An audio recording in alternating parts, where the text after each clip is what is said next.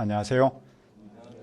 우리 8절 요절을 같이 한번 읽읍시다. 8절을 시작. 내가 너에게 이르노니 속히 그 원한을 풀어주시리라. 그러나 인자가 올 때 세상에서 믿음을 보겠느냐 하시니라. 은혜로우신 아버지 하나님, 이 시간 예배하기 위해서 왔습니다. 성령 하나님께서 우리와 함께 하시고 예배 가운데 축복을 허락하여 주시옵소서. 감사하고 예수님의 이름으로 기도합니다. 아멘. 우리가 기도할 때 가장 일반적으로 많이 갈등하는 단어를 들라면 무엇일까요? 항상과 낙심, 또 속히와 아직도라고 할 수 있을 겁니다. 우리는 이 갈등 앞에서 어떻게 해야 합니까? 첫째, 낙심하지 말고 기도하라. 1절을 다시 한번 읽읍시다. 시작. 예수께서 그들에게 항상 기도하고 낙심하지 말아야 할 것을 비유로 말씀하여, 오늘 말씀의 대상은 제자들입니다. 예수님은 그들에게 항상 기도하라고 말씀하십니다. 이 말씀은 언제나 기도만 하라라는 말은 아닙니다. 삶의 현장에서 꾸준하게 기도하는 삶을 말합니다. 당시 유대인은 하나님을 피곤하게 하지 않고자 하루에 3번 기도하는 것을 최고로 여겼습니다. 그런 분위기에서 항상 기도하라라는 예수님의 가르침은 새롭죠? 항상 기도하려면 무엇을 하지 말아야 합니까? 낙심하지 말아야 합니다. 낙심한다는 말은 피곤하게 된다, 실망한다라는 뜻입니다. 항상 기도하려면 실망하지 말아야 합니다. 기도하다가 낙심하는 이유는 무엇입니까? 하나님께서 기도를 들어주지 않는다고 생각하기 때문입니다. 한두 번 기도하고 응답을 기다리면 몰라도 꽤 오랫동안 기도했는데도 불구하고 응답이 없으면 낙심합니다. 계속해서 기도해야 할지 아니면 기도를 포기할지 갈림길에 섭니다. 이에 관해 예수님은 비유로 가르치십니다.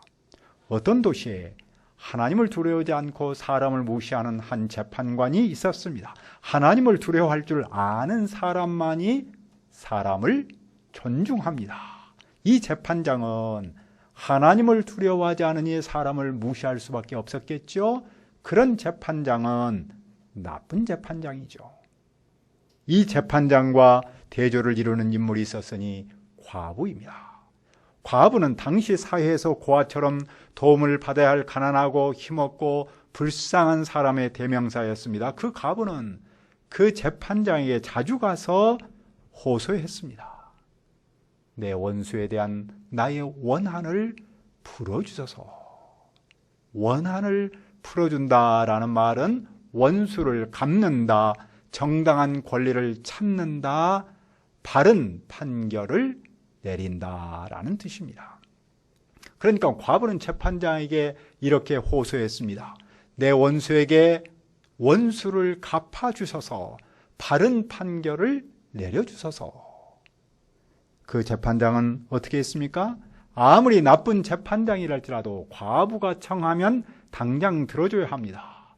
그런데도 그는 한동안 들어주려고 하지 않다가 혼자 말했습니다.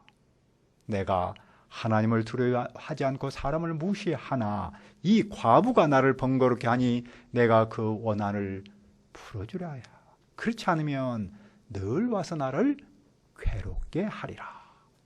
괴롭게 한다는 말은 때린다라는 뜻입니다. 나쁜 재판장이 과부의 원한을 풀어준 이유는 정의를 싫어하는 마음이 아니었습니다. 다만 과부가 자기를 계속해서 때릴 것을 걱정했기 때문입니다. 그는 과부의 괴롭힘에서 벗어나기 위해서 그 원한을 풀어준 겁니다. 과부의 끈질김이 이긴 것이겠죠? 이 비유를 통해서 예수님께서 가르치려는 말은 무엇입니까? 6절을 보십시오. 주께서 또 이르시되 불의한 재판장이 말한 것을 들으라. 제자들은 불의한 재판장이 말한 것을 들어야 합니다. 그가 말한 것은 나를 번거롭게 하니 그 원한을 풀어주리라. 이 말이었죠. 과부가 끈질기게 괴롭혀서 바른 판결을 내렸다는 겁니다. 그러면 하나님은 어떻게 하십니까? 7절과 8절을 다시 한번 읽읍시다.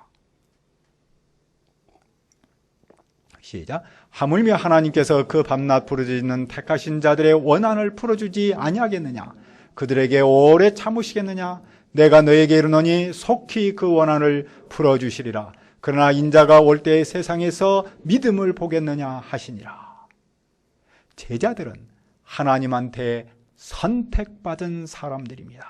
하나님과 제자의 관계는 아버지와 아들의 관계입니다. 재판장과 과부의 관계와는 비교 불가죠. 그러므로 하나님은 제자들의 원한을 풀어주십니다. 그들에게 오래 참지 않습니다. 하나님은 속히 풀어주십니다. 예수님은 여기서 속히를 강조하십니다. 대부분 기도하다가 낙심하는 이유는 속히와 아직도 사이의 긴장관계 때문입니다. 아직도 기도 응답을 받지 못했다라는 생각이 들면 피곤합니다.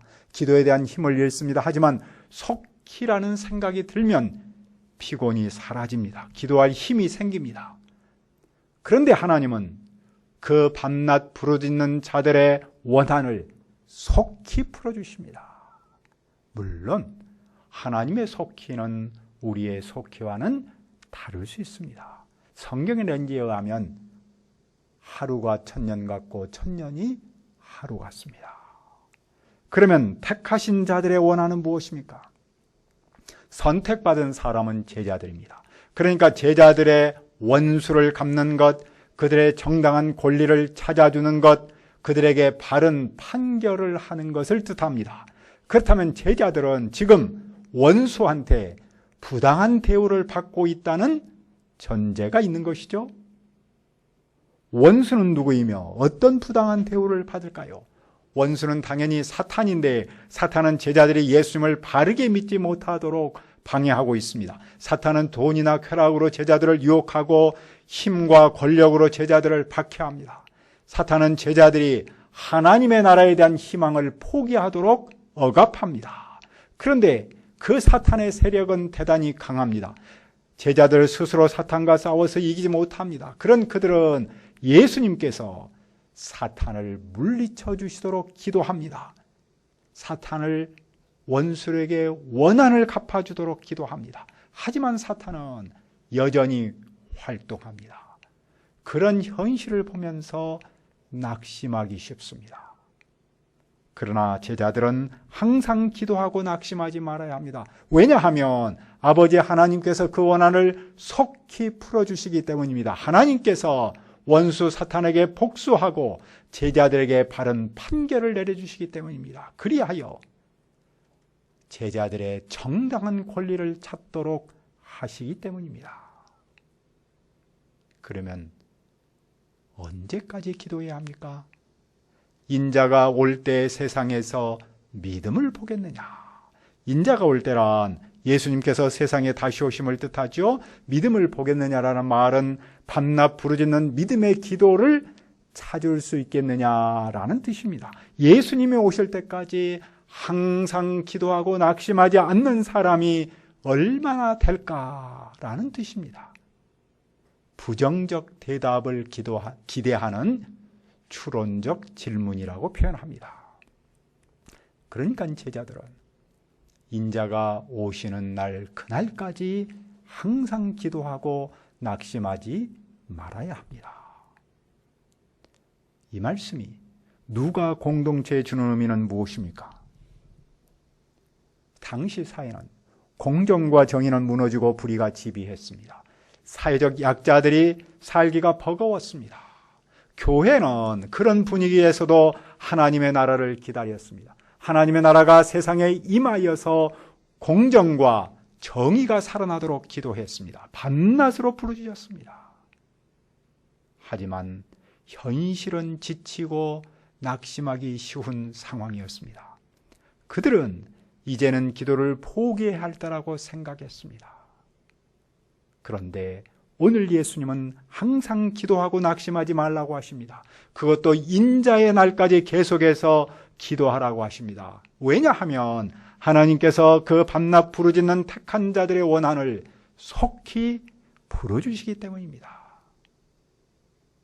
예수님이 세상에 막 오셨을 때 예루살렘 성전에는 시므온이라는 사람이 있었습니다.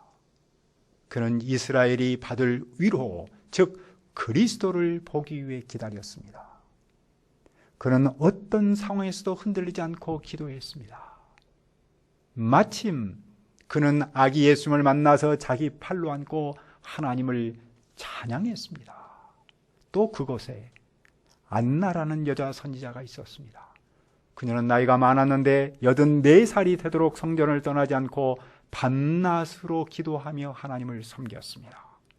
그런데 그녀도 아기 예수님을 만났는데 예루살렘의 구원을 기다리는 모든 사람에게 그 아기에 대해서 말했습니다. 하나님은 택하신 자들의 밤낮 부르짖는 기도를 속히 들어주십니다. 오늘 우리는 무엇을 배웁니까? 우리는 먼저 우리의 원한이 무엇인지를 생각해야 합니다. 우리의 원한은 개인의 한을 말하지 않습니다. 앞에서 보았듯이 원한을 푼다는 말은 원수를 갚는다, 정당한 권리를 찾는다, 바른 판결을 내린다라는 뜻입니다.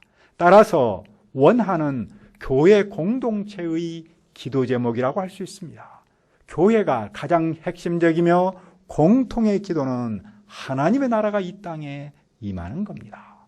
그런데 사탄은 예수님 시대는 물론이고 누가 공동체 시대에도 그리고 오늘도 방해합니다. 원수는 돈과 탐욕 그리고 세상 권력을 통해서 교회를 부당하게 압박합니다. 교회는 그런 부당함을 하나님께서 속히 해결해 주시도록 기도했고 지금도 기도하고 있습니다. 우리는 하나님의 나라가 한 개인은 물론이고 우리의 캠퍼스와 이 세상 그리고 지구촌에 임하기를 기도하고 있습니다.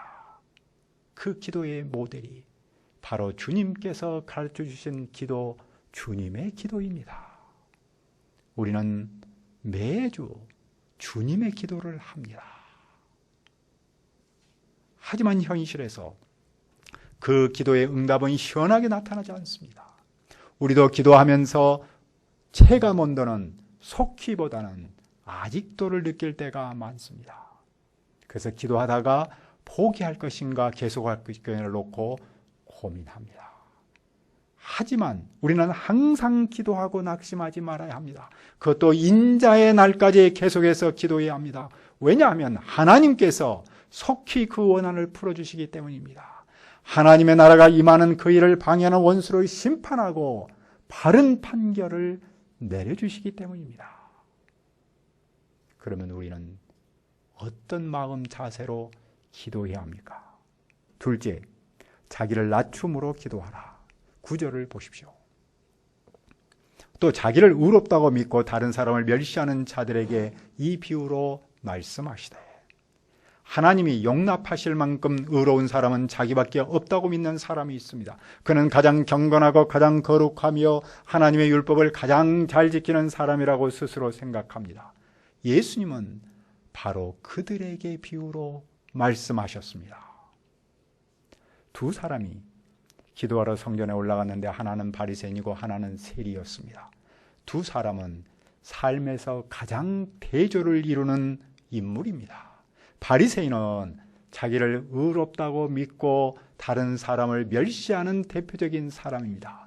반면 세리는 자기야말로 가장 무시를 받고 또 스스로 무시하는 대표적 인물입니다.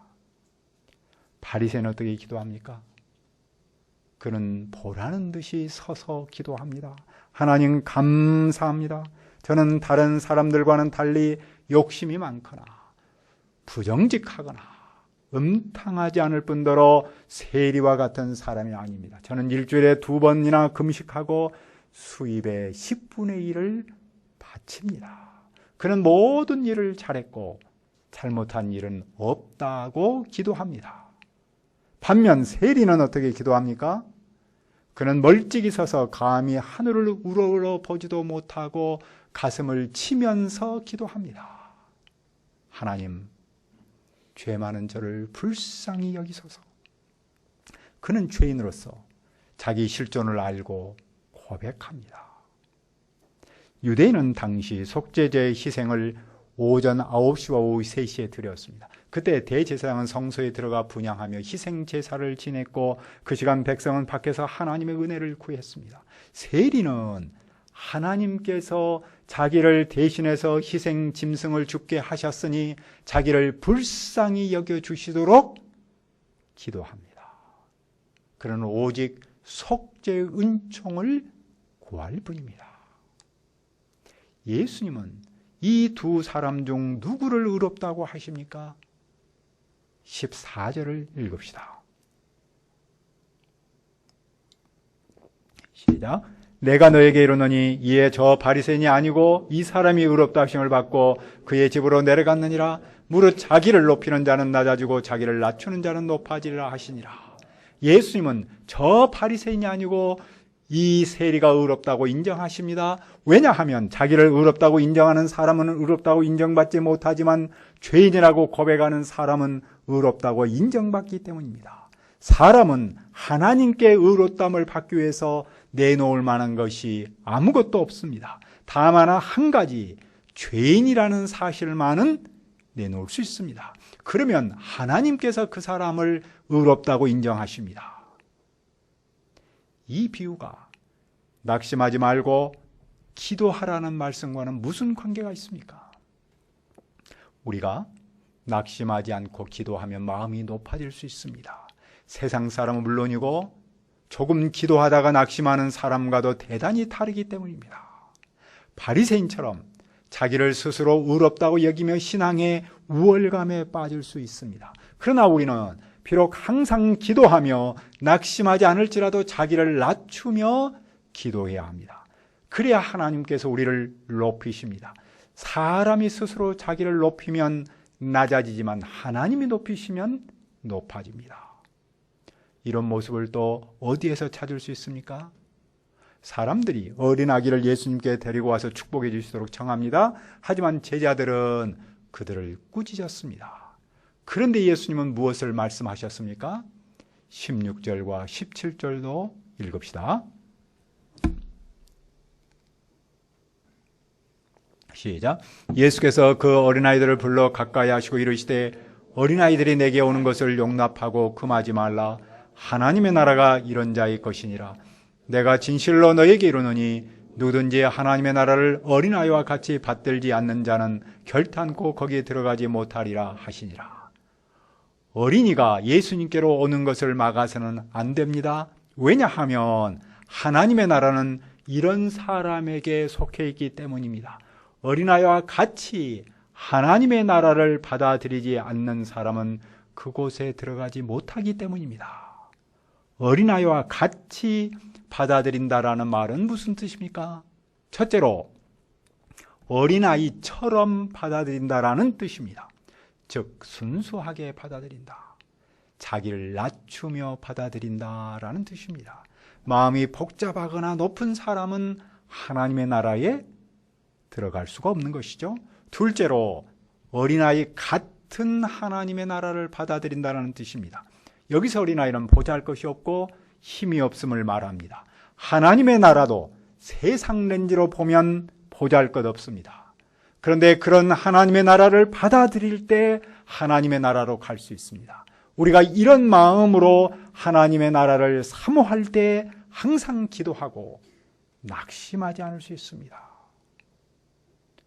오늘 우리가 사는 삶의 현장에는 아직도 원수 사탄이 있습니다. 공정과 정의보다는 불의가 강합니다.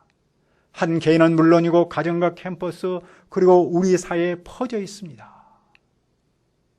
이런 시대 분위기에서 우리는 주일에 예배하면서 하나님의 나라가 오도록 기도합니다. 그런데 우리는 기도할 때 항상과 낙심, 속기와 아직도 사이에서 갈등합니다. 그러나 우리는 오늘 예수님의 말씀을 듣습니다. 내가 너희에게 이르노니 속히 그 원한을 풀어주시리라. 하나님께서 속히 그 원한을 풀어주심을 믿고 오늘도 우리가 기도하기를 기도합니다. 은혜로우신 아버지 하나님, 우리가 삶의 현장을 보면 원수가 있고 공정과 정의보다는 불의가 강합니다. 이런 시대 분위기에서 우리가 주일에 예배하며 하나님의 나라가 오도록 기도하지만 한편으로는 낙심하고 포기하기 쉽습니다. 그러나 우리는 오늘 예수님의 말씀을 듣습니다.